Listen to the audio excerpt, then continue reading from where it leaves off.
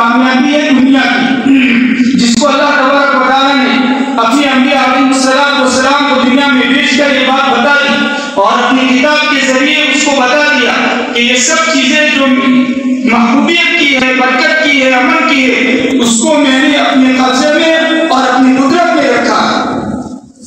দ্বিতীয় প্রকার সফলতা হলো দুনিয়ার সফলতা, যেটা আমরা মনে করি, যেটাকে আমরা দুনিয়ার আসবাবপত্র, ধন সম্পদ, যেটাকে আমরা দুনিয়ার সফলতা মনে করি। আসলে এটা তো দুনিয়ার সফলতা নয়, এগুলো হলো দুনিয়ার আসবাব।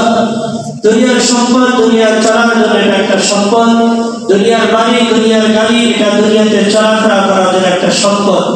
আসল কামিয়াবি হলো, আসল সফলতা হলো ইজ্জত, সম্মান, বরকত।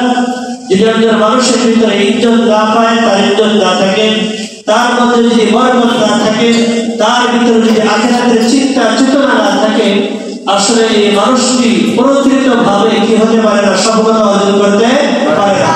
তো আমরা যেটাকে দিকে দুনিয়ার সফলতা মনে করতেছি, দুনিয়ার মাল দৌলত দেখে যেটাকে আমরা সফলতা মনে করি, আসলে এটা কি সফলতা নয়।